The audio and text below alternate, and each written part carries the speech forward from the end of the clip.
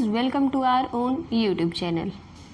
आज हम पढ़ रहे हैं गॉसियन इंटीजर्स। लास्ट टाइम भी गॉसियन इंटीजर ही पढ़ा था और मैंने बोला था कि आगे के 2-3 लेक्चर्स जो हम गॉसियन इंटीजर पे ही करेंगे। गॉसियन इंटीजर का जब पूरा हो जाएगा तब हम अगले वाले पार्ट पे चलेंगे। अभी हम क्यू आयोटा पे काम करेंगे सारा। क्यू आयोटा मतलब गॉसियन इंटीजर्स।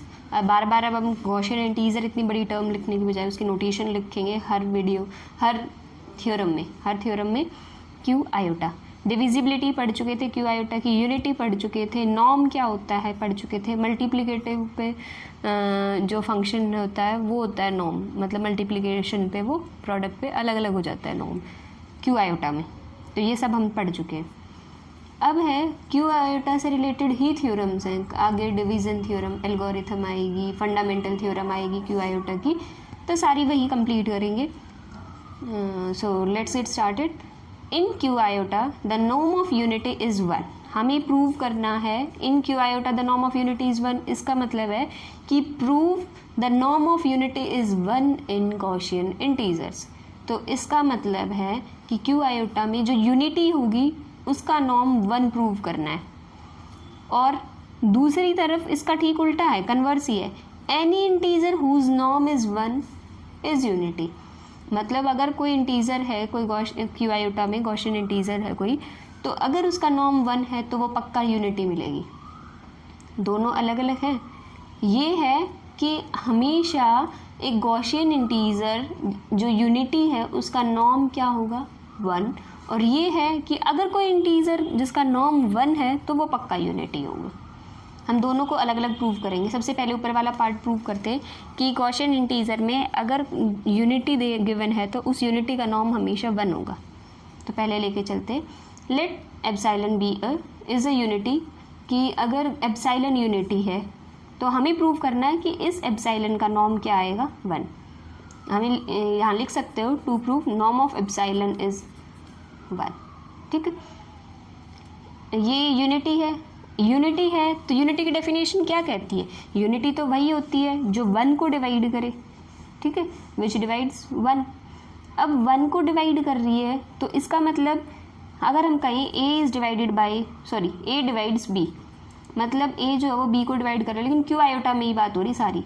तो इसका मतलब क्या है कि एक और इंटीजर मिलेगा b इक्वल्स टू AC, कि इस a को जब हम किसी नंबर से मल्टीप्लाई कर देंगे तो ये वैल्यू आ जाएगी। अगर हम बोलते हैं 3 डिवाइड्स 6, तो इसका मतलब एक इंटीजर 2 मिलेगा such that 6 is equals to 3 into 2। ऐसे ही है, ये क्यू आयोटा में है। वो जनरल एक इंटीजर्स की बात थी। ठीक है, उसके बाद क्या है? एप्सिलॉन डिवाइड्स 1, तो 1 इज इक्वल्स टू वो एप्सिलॉन इंटू हमने क्या कहा, वो कौन सा गॉसियन इंटीजर एग्जिस्ट करेगा। जैसे यहाँ c था, यहाँ ईटा, तो epsilon eta is equals to 1। दोनों साइड नॉर्म अप्लाई करो। Norm of 1 is equals to epsilon norm of epsilon eta. हमें पता है नॉर्म प्रोडक्ट पे अलग अलग हो जाता है। लास्ट टाइम प्रूव भी किया था ये कि अलग अलग कैसे हो जाता है, मल्टीप्लिकेटिव फंक्शन होता है। Norm of epsilon into norm of ईटा, तो क्या आ गया? नॉर्म ऑफ 1 क्या होगा 1 is equals to norm of epsilon into norm of eta. अब हमें पता है डिविजिबिलिटी का रूल क्या है। क्यू आयोटा में डिविजिबिलिटी कैसे है कि अगर ये दोनों नंबर की प्रोडक्ट ये है तो इसका मतलब ये दोनों नंबर इस 1 को डिवाइड करेंगे। ईटा की हमें ज़रूरत नहीं है, हमें तो 1 को दिखाना है, तो इसका मतलब ये नॉर्म ऑफ एप्सिलॉन क्या है 1 को डिवाइड करेगा। और 1 को डिवाइड करने वाला कौन सा होगा? Positive number. सिर्फ 1 ही हो सकता है और कोई नंबर नहीं। ठीक है, तो नॉर्म ऑफ एप्सिलॉन आ गया 1, यूनिटी लेके चले। अब है सेकेंड पार्ट कि अगर कोई इंटीजर जिसका नॉर्म 1 है, हम ये प्रूव करेंगे कि वो नंबर वो इंटीजर कुछ और हो ही नहीं सकता यूनिटी के अलावा। ठीक है, देखो अगर हम कहीं एक्साई कोई ऐसा गॉसियन इंटीजर है जिसका नॉर्म 1 है, मतलब लेट कर लिया एक्साई है a plus iota b, Q iota में है तो इस फॉर्म में होगा। उसका नॉर्म कैसा है 1। इतना हमें गिवन है कि ये गॉसियन इंटीजर है जिसका नॉर्म 1 है। हमें प्रूव करना है ये एक्साई कुछ नहीं है, ये एक्साई 1 है। अगर हम ये प्रूव कर दें कि एक्साई 1 को डिवाइड करेगा तो ये पक्का यूनिटी है, यूनिटी ही है जो 1 को डिवाइड करती है। ठीक है, चलो चलते हैं। गिवन क्या है? Norm of xi is 1। यहीं से चलते हैं। नॉर्म ऑफ एक्साई का नॉर्म निकालो। रियल पार्ट का स्क्वायर प्लस इमेजिनरी पार्ट का स्क्वायर इज इक्वल्स टू 1। इसको ब्रेक करो, a plus iota B into A minus iota B. Break करें क्योंकि इसकी प्रोडक्ट करोगे तो यही तो होगा। A plus B into A minus B की product A square minus B square, तो आयोटा स्क्वायर से माइनस का प्लस बनेगा। ठीक है, अब देखो अब डिविजिबिलिटी की क्यू आयोटा में डेफिनेशन यही तो कहती थी। डिविजिबिलिटी जब हमने पढ़ी थी कि दो नंबर की प्रोडक्ट अगर ये है तो ये दोनों नंबर इसको डिवाइड करते हुए मिलेंगे। ए प्लस आयोटा बी भी इसको डिवाइड करेगा और ए माइनस आयोटा बी भी इसको डिवाइड करेगा। अब ए माइनस आयोटा बी की तो हमें ज़रूरत है नहीं, हमें ज़रूरत है एप्साइलन की, मतलब ए प्लस आयोटा बी की। तो ए प्लस आयोटा बी जो है वो 1 को डिवाइड करेगा। ए प्लस आयोटा बी है क्या?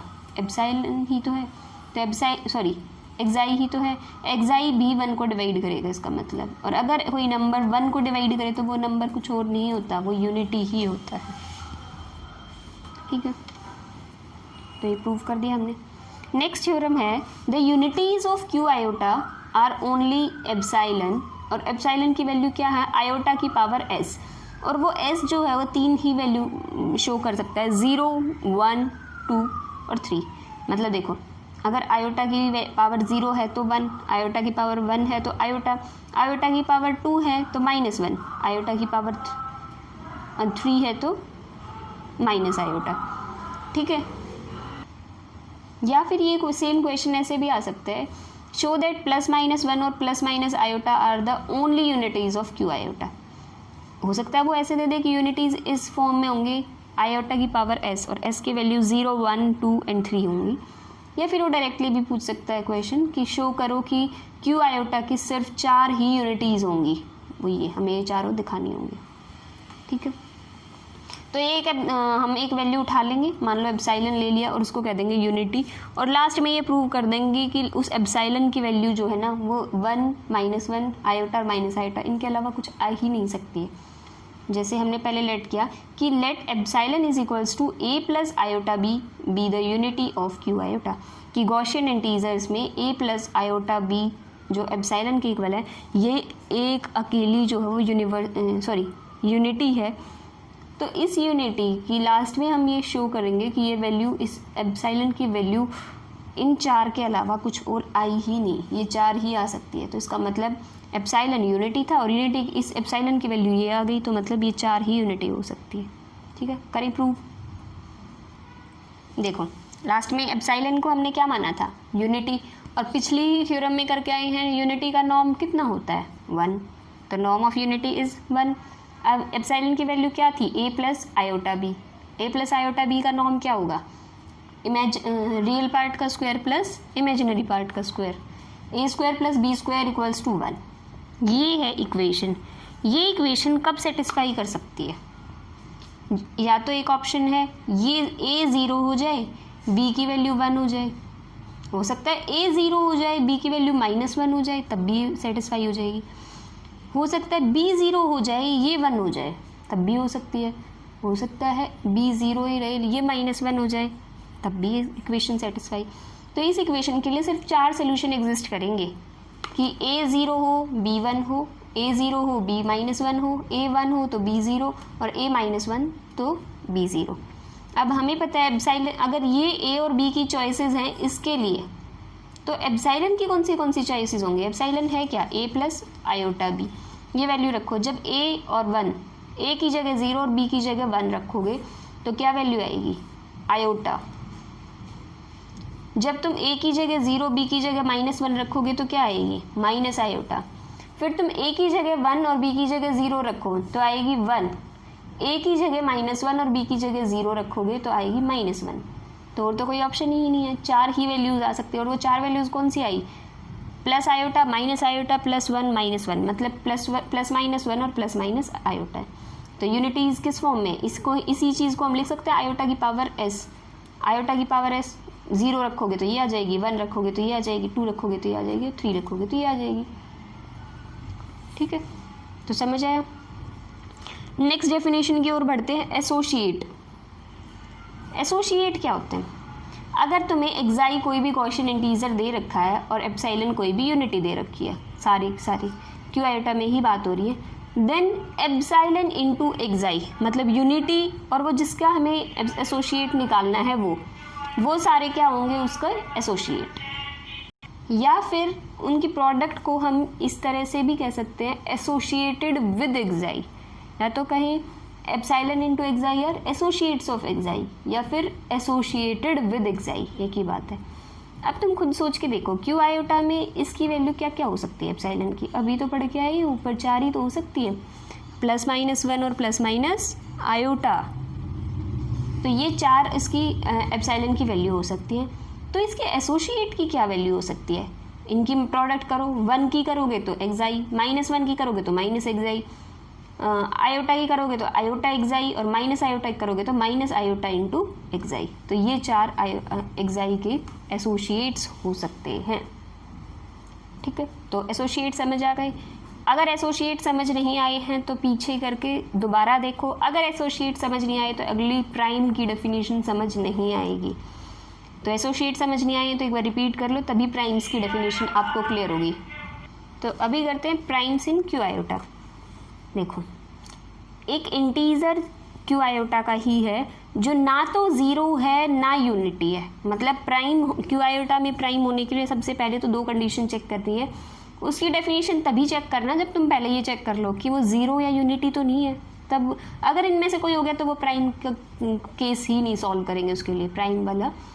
तो सबसे पहले चेक करना है क्या वो ज़ीरो या यूनिटी, इनमें से तो नहीं है। तो ना तो अगर वो ज़ीरो है ना यूनिटी है तो चेक करते हैं प्राइम के लिए। अगर ऐसा है तो उस इंटीजर को क्यू आयोटा में प्राइम कब कहेंगे, अगर वो सिर्फ 1 के एसोसिएट से या अपने एसोसिएट से डिविजिबल हो। ऊपर किया था हमने एक्साई के लिए, तो एक्साई के लिए करके देखो 1 के एसोसिएट्स कौन होंगे, 1 -1 आयोटा माइनस आयोटा। ठीक है, एक्साई के एसोसिएट कौन से होंगे, एक्साई माइनस एक्साई, आयोटा एक्साई और माइनस आयोटा एक्साई। तो 4 उसके हैं 4 इसके हैं। अगर इन 8 के अलावा कोई किसी और से डिवाइड नहीं है तो वो प्राइम है।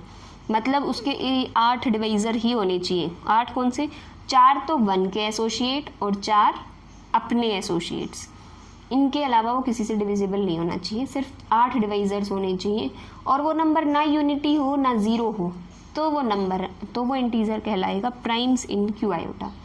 एग्जाम्पल के लिए इन्होंने पाई से कर रखा है, एक्साई से जैसे मैंने समझाया वैसे ही इन्होंने पाई से कर रखा है। पाई को प्राइम इन क्यू आयोटा कब कहेंगे, जब ये इसके डिवाइजर्स कौन से होंगे, दिस एसोसिएट ऑफ 1 और एसोसिएट ऑफ पाई। ठीक है, कोई और डिवाइजर्स नहीं है इसके अलावा।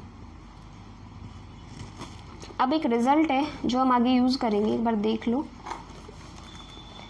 If xi is neither 0 nor unity and not a prime, then xi can be written as this. Xi is a product of 2 Gaussian integers where norm of sigma is greater than 1 और norm of eta is greater than 1. अगर xi ना तो 0 है ना unity और ना ही prime है, जब xi ना 0 ना यूनिटी है और प्राइम है तो हमें पता चल गया। अब इन्होंने कही ना 0 है ना यूनिटी और प्राइम भी नहीं है, तो हम उसको 2 की प्रोडक्ट की फॉर्म में लिख सकते हैं।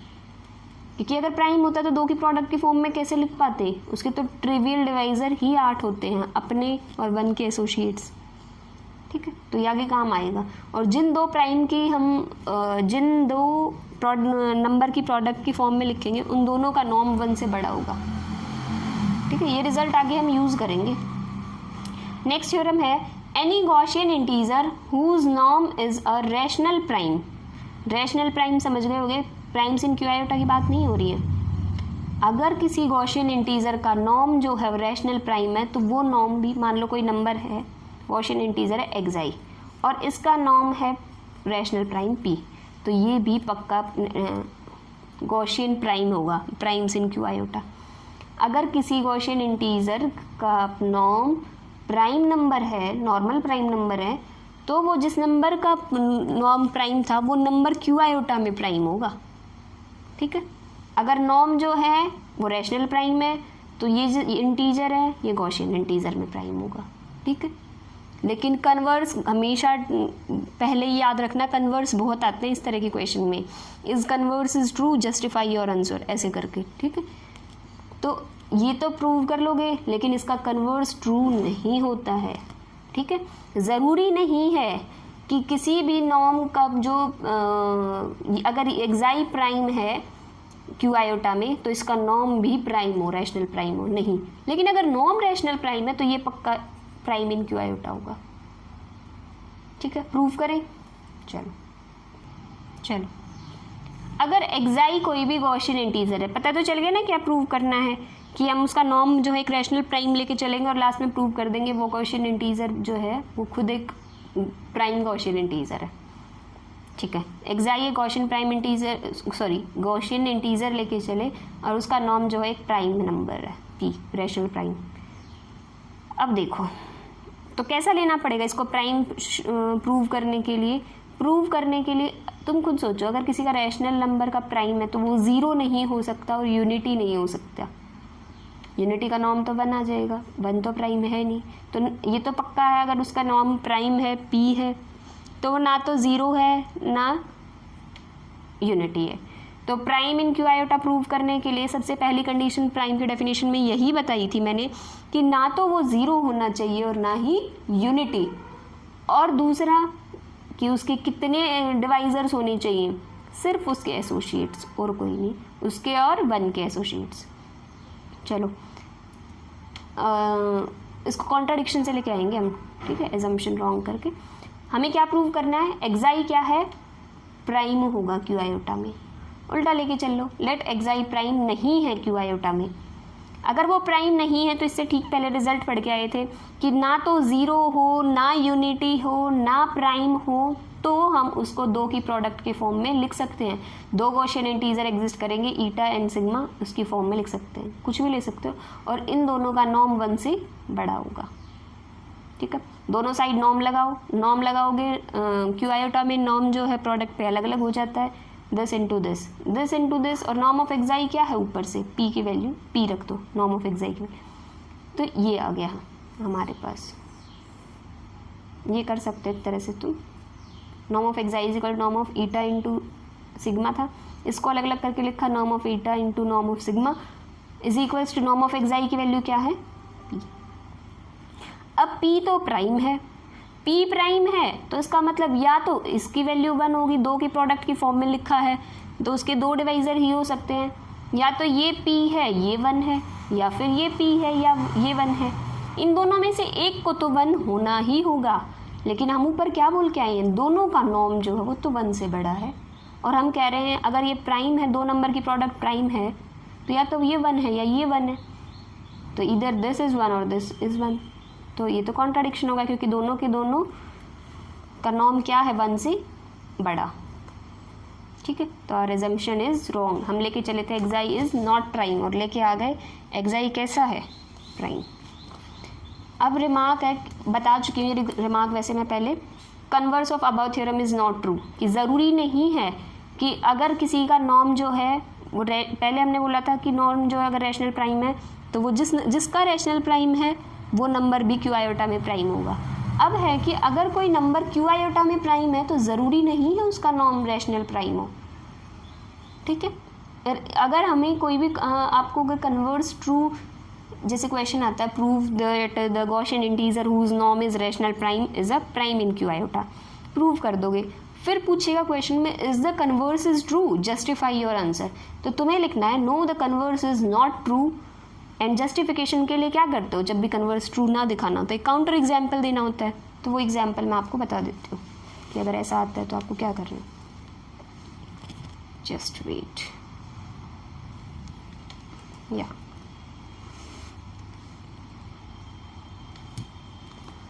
देखो एग्जाम्पल के लिए हम क्या करेंगे, सबसे पहले एक क्यू आयोटा में एक नंबर लेके चले 3, मान लो 3 + 0 आयोटा, ये एक गॉसियन इंटीजर है, ये दोनों रैशनल इंटीजर होने चाहिए, तभी तो ये एक गॉसियन इंटीजर बनेगा ना।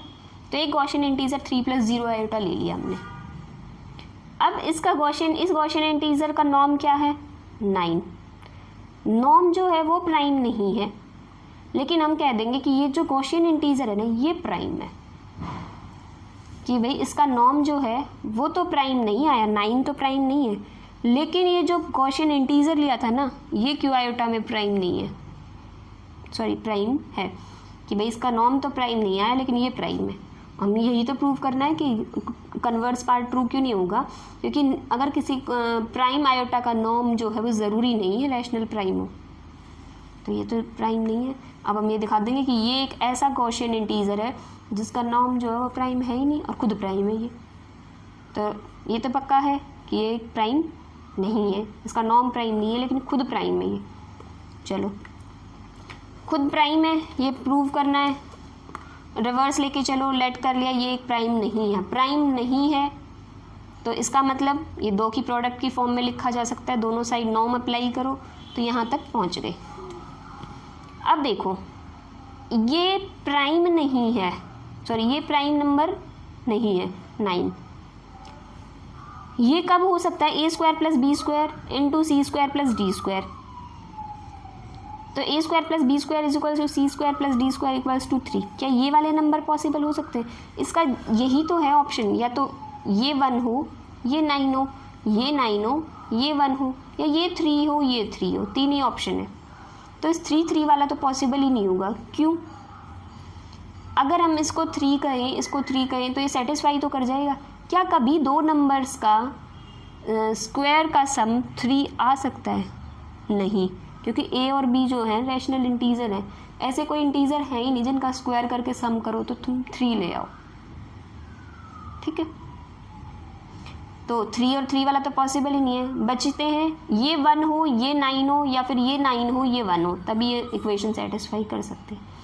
तो इसका मतलब इन दोनों में से एक का तो 1 होना पक्का है, या तो a² + b² 1 है या c² + d² 1 है।